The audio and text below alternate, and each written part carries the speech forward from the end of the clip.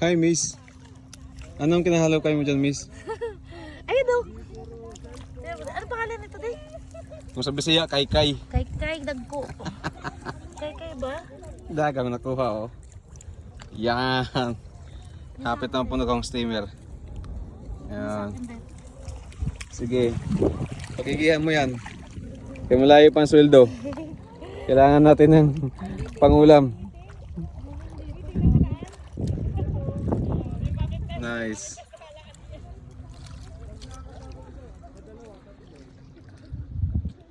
Fishing spot din siya. Then very good view. Dito siya sa Alhamim. Yun, oh. Dami na, oh.